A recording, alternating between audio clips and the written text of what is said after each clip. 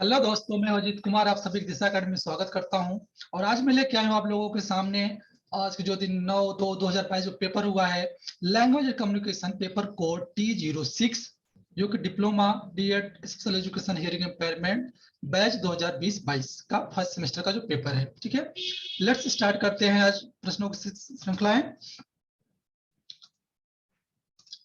आप यहाँ देख सकते हैं पहला प्रश्न, मैंने आपको पहले ही बताया हूं कि आपके 4 खंड में प्रश्न आते हैं। पहला बहुविकल्पी, दूसरा ट्रू एंड फॉल्स, थर्ड आपका है fill in the blanks, fourth आपका राइट शॉर्ट नोट्स टाइप का। ठीक है, तो हम पहला स्टार्ट करते हैं बहुविकल्पी, मल्टीपल चॉइस जो क्वेश्चन होते हैं मैथ से स्टार्ट करते हैं।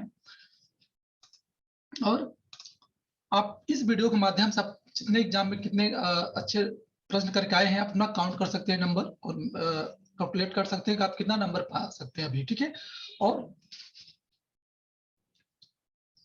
देखिए पहला प्रश्न हमारा है, संप्रेषण में डॉट डॉट डॉट संदेश भेजता है।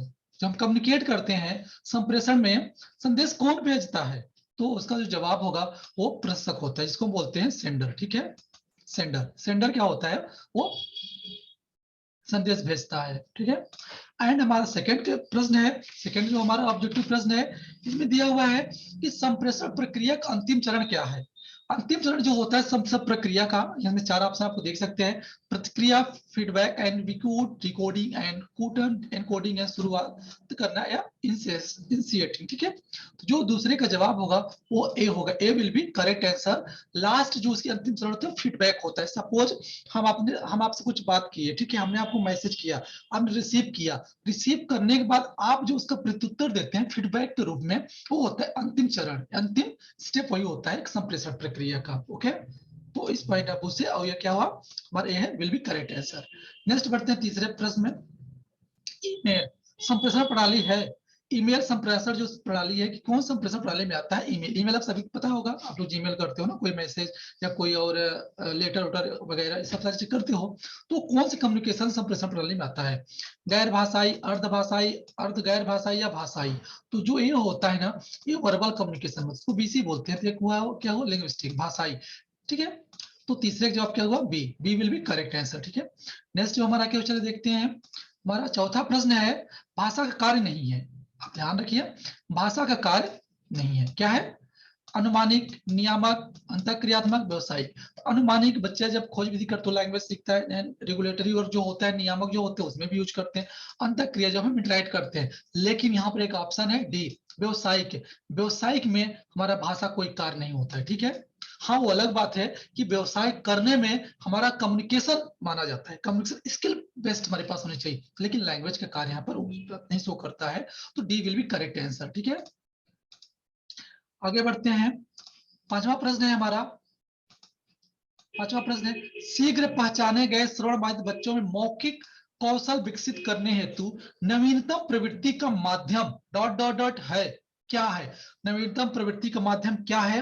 मैं आपको बता दूं भी, हाल में जो आपके इसमें 4 ऑप्शन दिया है, श्रवण मौखिक चिकित्सा, बहुत संवेदी प्रशिक्षण, श्रवण प्रशिक्षण, ये प्रश्न कोई नहीं, लेकिन जो इस प्रश्न का जवाब होगा, जवाब होगा यहाँ पर ए, इसको हम बोलते हैं AVT, ऑडिटरी वर्बल थेरेपी। ठीक है, ये अभी नवीनतम प्रवृत्ति का माध्यम है शीघ्र पहचाने के श्रवण बच्चों के मौखिक कौशल को विकसित करने के लिए। ठीक है, और एवीटी का कोर्स भी कराता है मुंबई में, जो बीएड पास आउट व्यक्ति करते हैं। ठीक है, अगर एवीटी थेरेपी जो कोर्स होता है अगर करना, तो आपको इसके लिए पहले आपको बीएड करना कंपलसरी होता है हियरिंग इंपेयरमेंट से, ये उसकी क्राइटेरिया है। ओके, आगे बढ़ते हैं और प्रश्न देखते हैं। छठा प्रश्न हमारा क्या कह रहा है कि, छठा प्रश्न हमारा है, किशोर चिल्ड्रन के लिए श्रवण मौखिक चिकित्सा का लक्ष्य, मतलब डॉट डॉट है। ठीक है, fill in the blank type का एक प्रश्न है, आगे इसमें 4 ऑप्शन है, आप 4 ऑप्शन कोई एक चीज आपको यहाँ भरना है। ठीक है, क्या होता है, चलिए देखते हैं। हमारा 6 नंबर है ना, कोई बात नहीं। तो ये कह रहा है कि यंग चिल्ड्रन के लिए श्रवण मौखिक चिकित्सा का लक्ष्य है डॉट डॉट डॉट है, संज्ञान, कॉग्निशन, लैंग्वेज, भाषा, लिसनिंग, सुनना, उपरोक्त सभी। जो इस प्रश्न का जवाब होगा ना, ये मौखिक चिकित्सा जो लक्ष्य होते हैं उपरोक्त सभी है। व्यक्ति में, बच्चे में संज्ञान भी होना चाहिए, देन लिसनिंग भी होना चाहिए, देन वो लैंग्वेज भी बोल सके। ठीक है, तो उपरोक्त सभी, ऑल ऑफ द एबव। ठीक है, तो छठे जवाब क्या हुआ, टी हुआ। एंड सातवां हमारा प्रश्न है कि श्रवण बाधितों को सिखाने की मौखिक विधि है, किस वाद में आता है। यहाँ पे क्योंकि मौखिक वादी हर जगह वाद मौखिकवादी, मानसिकतावाद, ये होगा ही तो नो डाउट। सोशलिज्म, ये कोई लैंग्वेज मौखिक और कम है नहीं। आपके पास दो ऑप्शन बचते हैं, या ए होगा या बी होगा। अगर आप थोड़ा भी पढ़े होंगे, थोड़ा भी ध्यान दिए कॉन्सेप्ट पे, तब ध्यान रखिए कि ओरलिस्ट कोई शब्द लैंग्वेज कम्युनिकेशन पेपर में कहीं नहीं आता है। क्या ओरलिस्ट शब्द का कोई कहीं पर प्रयोग नहीं आता है, आप कहीं देखे भी नहीं होंगे। लेकिन अगर आप थोड़ा बहुत कॉन्सेप्ट के ध्यान से पढ़े होंगे तो आपको ओरलिज्म शब्द मिलता है। कौन सा शब्द? ओरलिज्म शब्द मिलता है, मौखिकवाद। तो बच्चों को सिखाने के लिए जो मौखिक विधि है उसको क्या बोलते हैं? मौखिकवाद, ओरलिज्म बोलते हैं ना कि ओरलिस्ट। ठीक है, तो जो हमारा जो जवाब होगा ये सी है, सी विल बी करेक्ट आंसर। ठीक है, आगे बढ़ते हैं। आठवां प्रश्न देखते हैं। आठवां प्रश्न हमारा है कि एक मानकीकृत भाषा मूल्यांकन उपकरणों के माध्यम से प्राप्त स्कोर होता है। जो प्राप्त, अगर कोई स्टैंडर्डाइज्ड उपकरण टूल हम इंप्लीमेंट करते हैं, जो उसका प्राप्त स्कोर होता है, क्या होता है? देखिए ऑप्शन दिया आपके।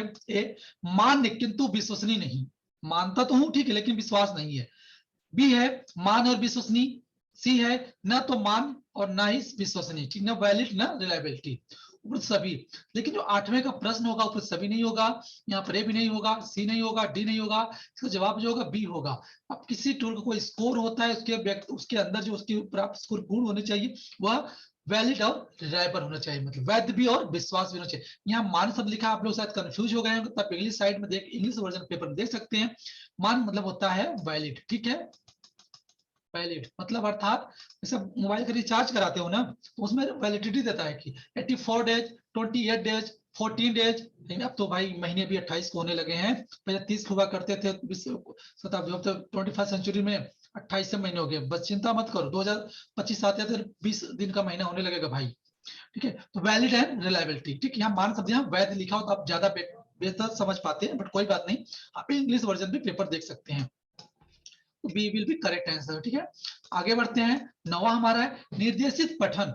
गाइडेड रीडिंग में बच्चों को आवश्यकता होती है, किसकी आवश्यकता होती है? दो ऑप्शन है, सॉरी चार। मात्र कक्षा शिक्षक, विषय शिक्षक, क्लास टीचर, सब्जेक्ट टीचर, या दोनों, या कोई नहीं। जो प्रश्न इस नवे का जवाब होगा वो होगा ए और बी दोनों। ठीक है, ए और बी दोनों। ओके, एंड हमारा 10वां जो प्रश्न है, एलपीटी का पूर्ण रूप क्या है? किसका? एलपीटी पूछ रहा है मेरे भाई, ध्यान रखो इस चीज को। ये बहुत फेमस टूल है, इसको बनाने का काम किसने किया? अलियोजा नेशनल इंस्टीट्यूट ने किया है।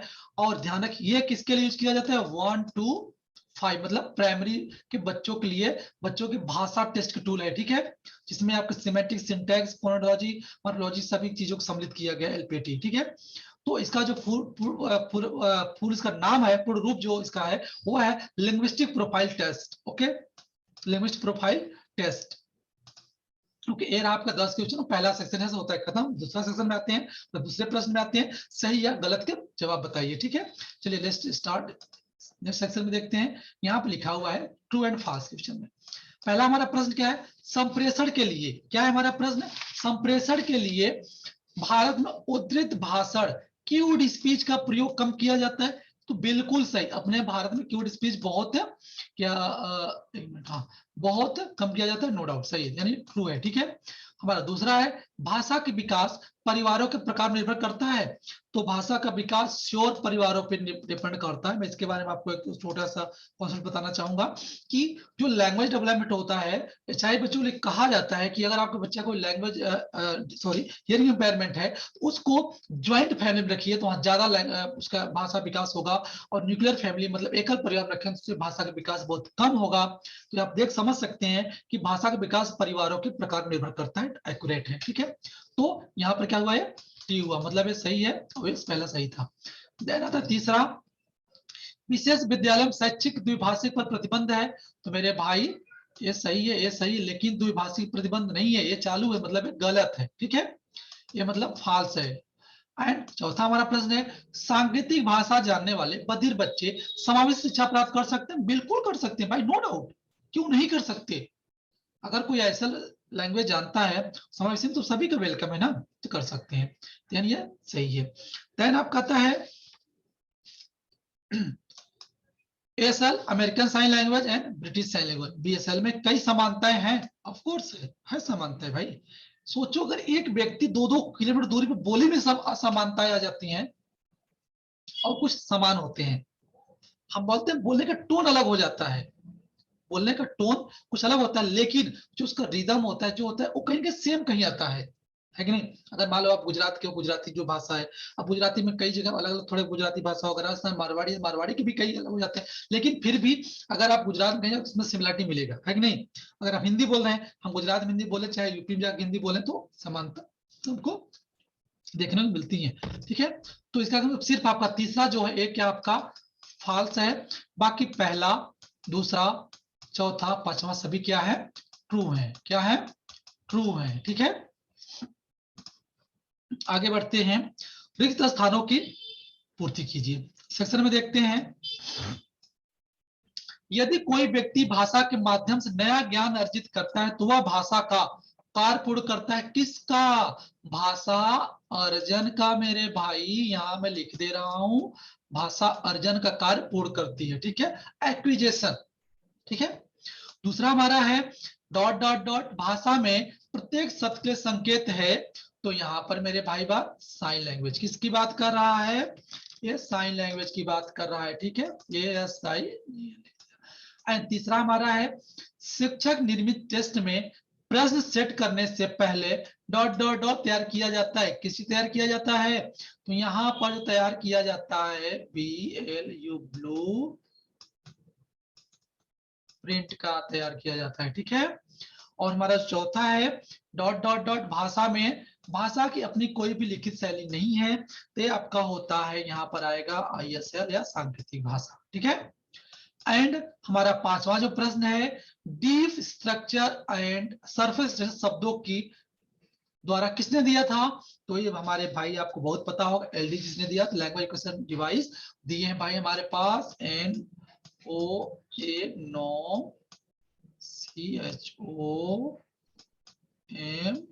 CHOMSKI, नॉम चोम्स्की महोदय ने दिया है, deep structure and surface structure जो शब्द है, ठीक है। ये रहा आपका रिक्त स्थान, ठीक है। पहला हमारा अर्जन, दूसरा हमारा साइन सांकेतिक भाषा में मतलब, और हमारा तीसरा जो है ब्लूप्रिंट है जिसको बोलते हैं नील पत्र हिंदी में, ठीक है। और हमारा जो चौथा है इंडियन साइन लैंग्वेज, भाषा भाषा की अपनी कोई भी लिखित शैली नहीं है। और जो हमारा जो पांचवा है डीप स्ट्रक्चर और फेस सरफेस स्ट्रक्चर शब्दों को किसके द्वारा दिया गया है, वो दिया गया है नोम चोम्स्की के द्वारा दिया गया, ठीक है।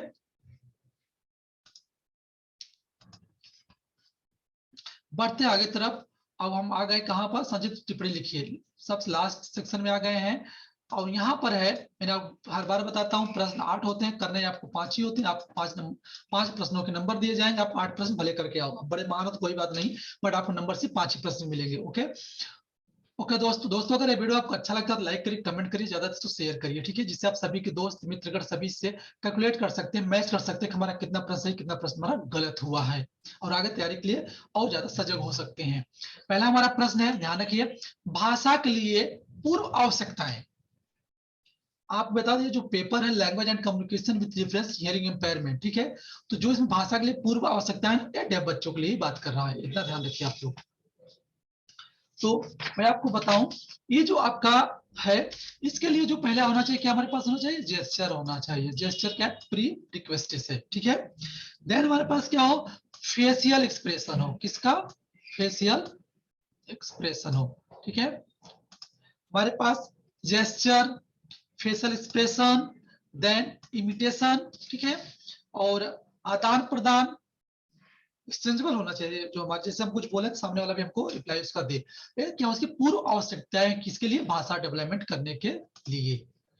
इस तरह आप लिख सकते हैं इस प्रश्न को, जिससे अच्छे से नंबर आप गेन कर सकते हैं। हमारा दूसरा प्रश्न है, दूसरा प्रश्न हमारा है, पूर्ण संप्रेषण और शैक्षिक भाषा में अंतर क्या है, किसमें, पूर्ण, पूर्ण को हम कह सकते हैं टोटल कम्युनिकेशन, पूर्ण को हम क्या कहते हैं, टोटल कम्युनिकेशन। टोटल कम्युनिकेशन में हम और सच एजुकेशनल द्विभाषी जो हमारा है, तो भाई आप याद रखो, जो टोटल कम्युनिकेशन होता है, ठीक है, ये हमारा ओरल ठीक है। ओरल मेथड इसमें लागू होता है, और जो हमारा मोड्स होता है, क्या होता है, जो हमारा मोड्स होता है वो हमारा ओरल ओरल भी होता है और विजुअल मैनुअल भी होता है। लेकिन हमारा जो शैक्षिक द्विभाषीवाद है, इसमें हमारा जो आता है ओनली मैनुअल लागू करता है। क्या करता है? ओनली मैनुअल लागू करता है। और साथ साथ हमारा जो टीटीसी सॉरी टोटल कम्युनिकेशन है, इसमें आपके आईएसएस इंडियन साइंस सिस्टम होता है। एंड द्विभाषी में आपका एक कह सकते हैं आईएसएल कह सकते हैं, और हम ये कह सकते हैं कि इसके साथ साथ जो हमारा टोटल कम्युनिकेशन है, इसमें सिमकॉम यूज किया जाता है। इसमें हम कह सकते हैं सिंगिंग के साथ साथ हम टॉकिंग भी करते हैं, ठीक है, लेकिन जो कि एजुकेशनल बायोलॉजिज्म में नहीं होता है। तो ये हमारा हम कि टोटल सप्रेसर, ठीक है, ओरलिज्म आपके इस तरह से किया जाता है। तो इस तरीके से आप प्रश्न अगर लिखे होंगे तो आपको बेस्ट नंबर आप पाने की संभावना है। नंबर तीसरा आता है शिक्षक निर्मित भाषा टेस्ट की सीमाएं। क्या है? जो टीचर में टेस्ट होता है, कौन सा टूल? जो टीचर में टूल बनाया जाता है, ठीक है, उसमें टीचर में जो टूल होता है उसमें कुछ लिमिटेशन होनी चाहिए, सीमाएं होनी चाहिए। इसका जो उत्तर होगा, देखिए जो आप बना रहे हैं टेस्ट ना, टेस्ट ऐसा हो जो एम्बिग्यूस ना हो, क्या हो, वो अनक्लियर ना हो, एकदम to the point and clear होना चाहिए, ठीक है। एक ये हो सकता है लिमिटेशन। ध्यान बनाओ कि ऐसा प्रश्न हो ना तो ज्यादा छोटा हो ना तो ज्यादा बड़ा हो, ये उसकी लिमिटेशन होनी चाहिए, ना तो ज्यादा छोटा ना तो ज्यादा हो बड़ा हो, ठीक है। और ऐसा अब ऐसा टूल टेस्ट भी नहीं होना चाहिए जो पूरे कंटेंट को कवर करे, क्योंकि भाई अगर एक प्रश्न आपने बना दिया, एक प्रश्न बना दिया जो पूरे कंटेंट कवर कर देगा, तो आप दूसरा प्रश्न कैसे बनाओगे, है कि नहीं। देन आप कहो, आप जो उसका उद्देश्य बनाए हो, पर्पज, वो उसके दायरे में होना चाहिए, ठीक है। अगर आप उसका दायरा जो फिक्स किया उसी में होना चाहिए, उसके दायरे out of purpose out of direct नहीं होना चाहिए। तो ये शिक्षक निर्मित भाषा टेस्ट की सीमाएं कुछ हैं, ठीक है। और हमारा नेक्स्ट आपका आता है कि भाषाई क्षमता प्राप्त करने की रणनीतियां। क्या है? भाषाई क्षमता प्राप्त करने की रणनीतियां, ठीक है। इसमें आप किस तरह से प्रश्न लिख सकते हैं जो कि अच्छे से इसमें नंबर गेन कर सकते हैं कि भाषा क्षमता विकास करना हुआ है, तो हम बच्चे साथ क्या कर सकते हैं, कार्ड प्लेइंग कर सकते हैं, ठीक है। क्या कर सकते हैं? कार्ड प्लेइंग कर सकते हैं, वोकैबुलरी बुक पढ़ सकते हैं, और साथ साथ हम प्रैक्टिस भी कर सकते हैं, तभी तो भाषा आपकी क्षमता ज्यादा डेवलपमेंट होगी। अगर आप सोचो एक कमरे में बैठ जाओ, एक कमरे में बैठ जाओ तो क्या आप लैंग्वेज डेवलपमेंट करोगे? नहीं हुआ, नहीं कर सकते। क्यों? क्योंकि जब तक आप किसी से बात नहीं करोगे, जब तक किसी से मिलोगे नहीं, जब तक किसी से वोकअप नहीं प्रयोग करोगे सामने, जब तक किसी से मतलब खेल कूद, क्या होता है छोटे बच्चों में होता है ना, खेले कूदेंगे तो उनका दोस्त बनेंगे, उनसे बातचीत करें तो उससे ये उनकी लॉजिकली स्ट्रेटजी बनती जाती है, जिससे वो अपने लैंग्वेज को डेवलपमेंट कर सकते हैं। एंड साथ साथ हमारा हो सकता है कि सेंटर लिसनिंग होनी चाहिए, लर्निंग हमारे पास होना चाहिए, और हमारे पास कंप्रिहेंशन सुनना चाहिए ज्यादा, जिससे हमारी भाषा क्षमता हो कंप्रिहेंशन। और साथ साथ हमें रीडिंग राइटिंग भी करना चाहिए जिससे हमारा भाषा क्षमता बढ़ सके, और साथ साथ हमें कन्वर्सेशन भी करना चाहिए जिससे हमारी भाषा क्षमता की विकसित कर सकते हैं। तो आप इस तरीके से रणनीतियां बना के भाषा डेवलपमेंट कर सकते हैं, ठीक है। एंड आपका आता है सुनने वाले भाषा बच्चों के भाषाई विकास के मुख्य पड़ाव। क्या है? सुनने वाले, जो हमारा पांचवा प्रश्न ये है ना कि अगर इसको आप हिंदी ना समझ में आपको, तो इंग्लिश में दिया हुआ है major milestones of language development in hearing children, ठीक है। ये होता है कि माइलस्टोन जिसको हम कहते हैं, ठीक है। तो इसमें हम कह सकते हैं, इसके लिए हम क्या कर सकते हैं, बबलिंग कर सकते हैं जो बच्चे करते हैं, एंड कूइंग कर सकते हैं, then sound and first words and gesture, ये सब इसके माइलस्टोन माने जाते हैं जो सुनने वाले बच्चों को जो भाषा डेवलपमेंट किया जाता है, ठीक है। देन हमारा आता है संप्रेषण की प्रक्रिया। क्या है? संप्रेषण की प्रक्रिया। तो संप्रेषण की प्रक्रिया में आपके पास क्या होना चाहिए, क्या होते हैं, क्या होना नहीं चाहिए सबसे, सेंडर हो एंड ई हो, जिसको बोलते हैं इनकोडिंग, फिर हमारा क्या हो, मैसेज हो, फिर हमारा क्या हो, डिकोडिंग हो, देन हमारा क्या हो, रिसीवर हो, ठीक है। और लास्ट में जो हमारे संप्रेषण की लास्ट कड़ी होती है, जो पहला प्रश्न दिया दूसरे नंबर शायद जीटू में है कि फीडबैक, ठीक है। ये क्या होता है, संप्रेषण की प्रक्रिया होती है, same DRF, sender, coding, message, decoding and आपका रिसीवर, फीडबैक, ठीक है। ये आपका क्या होता है, संप्रेषण की प्रक्रिया है। आगे बढ़ते हैं, प्रश्न देखते हैं, भाषा का विस्तार क्या है, भाषा का विस्तार आप कैसे कर सकते हैं। तो भाषा का विस्तार करने के लिए आपके पास क्या होना चाहिए, भाषा का विस्तार इसको हम जिसको बोलते हैं कि स्कोप ऑफ लैंग्वेज, भाषा का विस्तार हम कैसे कर सकते हैं, भाषा का क्षेत्र क्या हो सकता है। देखिए अगर आपके पास लैंग्वेज है, ठीक है, लैंग्वेज आपके पास है तो आप एक्सप्रेस कर सकते हो, ठीक है, देन शेयर कर सकते हो क्या, अपने विचार, अपने भाव, अपने इमोशन, अपनी फीलिंग को, ये सब लैंग्वेज के स्कोप पे, इसके सब लैंग्वेज के विस्तार करते हैं, ठीक है। देन आप कहते हैं लास्ट प्रश्न है जो श्रवणबाधित बच्चों में भाषाई विकास कौशल चुनौतियां क्या है, भाषाई विकास कौशल चुनौतियां क्या क्या हो सकती हैं। पहला एचआई बच्चा, नो डाउट उसमें क्या हो सकता है, language delay, language delay, language delay no doubt कुछ चैलेंजेस है कि भाषा डेवलपमेंट कैसे इतना टाइम पे होगा। एंड आप कह सकता है लैंग्वेज डिसऑर्डर, ठीक है, भाषाई अक्षमता, देन स्पीच डिसऑर्डर, और भाषाई विकास अगर करना है आपका तो जो हमारा स्पीच होता है इसके लिए हम कह सकते हैं कि हमारे पास क्या होना चाहिए, जो वाणी होती है, ठीक है, वाणी सही सी वाणी करने की समस्या चुनौतियां होती है, क्योंकि बहुत लोग वाणी में जो स्पीच में सोडा होता है, अपनी स्पीच में पढ़ा होगा सोडा, ठीक है, तो आपने सोडा पढ़ा होगा, समीशन ओमिशन, ठीक है। तो यहाँ पे क्या होता है, इस जो स्पीच करते हैं लोग स्पीच को एक्यूरेट नहीं कर पाते हैं, एंड एक्यूरेट प्रोनाउंसिएशन भी चुनौतियां होती है भाषा विकास में। तो इसमें बहुत सारे चैलेंजेस हैं, बहुत सारी चुनौतियां हैं जो आप यहाँ पे लिख सकते थे या लिखे होंगे तो बहुत अच्छी बात है, जिससे आप गुड मार्क्स अटेम्प्ट कर सकते हैं, ठीक है। दोस्तों यहाँ पर संक्षिप्त टिप्पणी यहाँ था, पूरा प्रश्न नहीं हुआ, जैसे मैंने बताया अगर आप इस तरह पॉइंट टू पॉइंट आपने लिखा होगा तो आपका अच्छे से अच्छे नंबर गेन करने की पूरी 90% आप 99% आपकी संभावना है। सो दोस्तों अगर ये वीडियो आपको अच्छा लगा है तो अपने दोस्तों को शेयर करिए, कमेंट करिए, ज्यादा से लाइक करिए, और हो ज्यादा इसको अपने दोस्तों की भी ज्यादा शेयर करिए, तभी ताकि सभी आपके दोस्त मित्रगण अपने सभी जो पेपर दे के आए हैं डिप्लोमा लेवल हियरिंग इम्पेयरमेंट जो स्टडी कर रहे हैं लैंग्वेज कम्युनिकेशन का, तो अपने नंबर अटेम्प्ट कर सके हमने किस वे में लिखा है। और ध्यान रखिए कैसे लिखा था प्रश्न, मैं यहाँ पर इस तरीके से आपको पॉइंट टू पॉइंट बताता हूँ। इसका तात्पर्य यही है कि आपको प्रश्न में जवाब है, बट आप थोड़ा ध्यान रखना चाहिए, आप उस तरीके से सीक्वेंस में लिखेंगे तो आप एक गुड नंबर गेन कर सकते हैं। ओके दोस्तों, फिर मिलेंगे इंग्लिश वर्जन के पेपर के साथ, तब तक बाय बाय, टेक केयर, जय हिंद।